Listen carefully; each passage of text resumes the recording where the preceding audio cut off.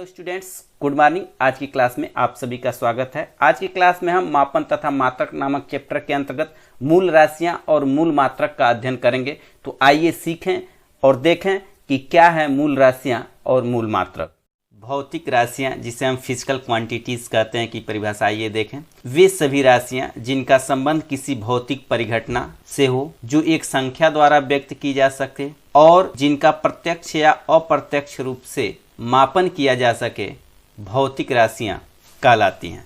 या ये देखें कि वे राशियां जिनका मापन प्रत्यक्ष या अप्रत्यक्ष रूप से कर सकते हैं, भौतिक राशियां कहलाती हैं। जैसे हम लेंगे लंबाई भौतिक राशि है, भार आपका भौतिक राशि है, समय आपका भौतिक राशि है, विद्युत धारा है। क्योंकि इन सभी राशियों का हम मापन कर सकते हैं, इसीलिए हम इन्हें भौतिक राशियां कहते हैं।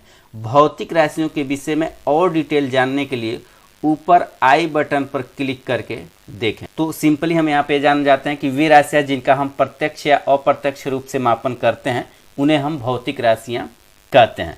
अब इस वीडियो में हमको पढ़ना है कि भौतिक राशियां कितने प्रकार की होती हैं। तो देखिए, भौतिक राशियां जो होती हैं वो दो प्रकार की होती हैं।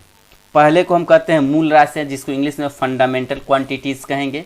दूसरी व्युत्पन्न राशियां, जिसको हम डिराइव क्वांटिटीज कहते हैं। तो याद रखेंगे कि भौतिक राशियां दो प्रकार की होती हैं, एक मूल राशियां कहलाती हैं और दूसरी व्युत्पन्न राशियां कहलाती हैं। तो आइए हम इनका बारी बारी से अध्ययन करते हैं। और ये याद रखेंगे कि वे राशियां जिनका मापन प्रत्यक्ष या अप्रत्यक्ष रूप से कर सकते हैं, भौतिक राशियां कहलाती हैं। और भौतिक राशियां जो होती हैं वो दो प्रकार की होती हैं, जिनको हम मूल राशियां तथा व्युत्पन्न राशियां कहते हैं। आइए अब हम अध्ययन करें मूल राशियां यानी फंडामेंटल क्वांटिटीज किसे कहते हैं। इसकी परिभाषा हम देखते हैं कि वे राशियां जो एक दूसरे से पूर्णतः स्वतंत्र होती हैं, उन्हें मूल राशियां कहते हैं। और मूल राशियों को किसी दूसरे मूल राशि में परिवर्तन नहीं किया जा सकता है। तो याद रखेंगे, वे राशियां जो एक दूसरे से पूर्णतः स्वतंत्र होती हैं, उन्हीं राशियों को हम मूल राशियां कहते हैं। और मूल राशियों को एक दूसरे में एक्सचेंज यानी परिवर्तित नहीं किया जा सकता है।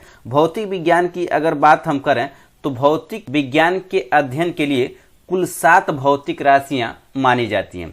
और वे 7 भौतिक राशियां क्या है? एक लंबाई है, द्रव्यमान, समय, वैद्युत धारा, ताप, ज्योति तीव्रता और पदार्थ की मात्रा। ये जो 7 भौतिक राशियां हैं, भौतिक विज्ञान में इन्हीं 7 राशियों को, टोटल इन्हीं 7 राशियों को मूल राशियां माना गया। इसके अतिरिक्त जितनी भी राशियां हैं, उन सभी राशियों को हम व्युत्पन्न राशियां कहेंगे, क्योंकि वे राशियां कहीं न कहीं इन्हीं 7 राशियों से उत्पन्न होती हैं। इसलिए एक बहुत ही विशाल भौतिक विज्ञान के क्षेत्र में हम पाएंगे कि जो मूल राशियां हैं उनकी संख्या केवल 7 है। तो हम याद रखेंगे कि मूल राशियों की संख्या जो होती है वो 7 होती है, जिसे लंबाई, द्रव्यमान, समय, वैद्युत धारा, ताप, ज्योति तीव्रता और पदार्थ की मात्रा कहते हैं। तो याद रखेंगे, वे राशियां जो एक दूसरे से पूर्णतः स्वतंत्र होती हैं, उन्हें हम मूल राशियां कहते हैं। आइए अब हम देखें कि मूल मात्रक किसे कहते हैं। आइए देखें मूल मात्रक, जिसे हम फंडामेंटल यूनिट कहते हैं। तो देखेंगे इसकी परिभाषा कि मूल राशियों के मात्रकों को मूल मात्रक कहते हैं। मूल मात्रक वे मात्रक जो एक दूसरे से पूर्णतः स्वतंत्र होते हैं। तो मूल राशियों के जो मात्रक होते हैं, उन्हीं को हम मूल मात्रक कहते हैं। तो जिस तरह मूल राशियां एक दूसरे से स्वतंत्र होती हैं, उसी तरह मूल मात्रक भी एक दूसरे से स्वतंत्र होते हैं और इन्हें एक दूसरे में परिवर्तित नहीं किया जाता है। चूंकि अभी हमने पढ़ा कि मूल राशियां की संख्या जो होती है वो 7 होती है और उनका नाम है लंबाई, द्रव्यमान, समय, वैद्युत धारा, ताप, ज्योति तीव्रता और पदार्थ की मात्रा। तो चूंकि मूल राशियों के मात्रकों को ही हम क्या कहते हैं? मूल मात्रक कहते हैं। तो मूल मात्रकों की संख्या भी टोटल कितनी होगी?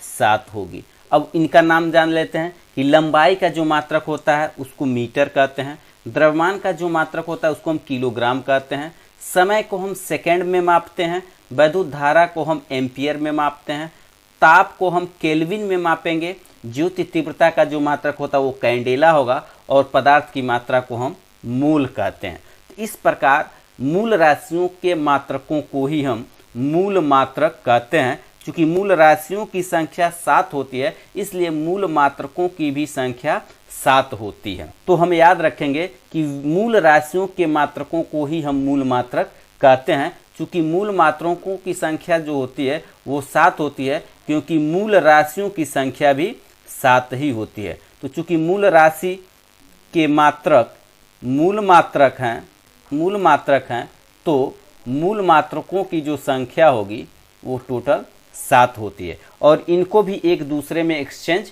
नहीं किया जा सकता है। जैसे मीटर को किलोग्राम में नहीं बदला जा सकता है, किलोग्राम को अगर बात करें तो इसको सेकेंड में नहीं बदला जा सकता है। ये एक दूसरे में इंटर एक्सचेंज नहीं हो सकते हैं और एक दूसरे से पूर्णतः क्या होंगे, स्वतंत्र होते हैं।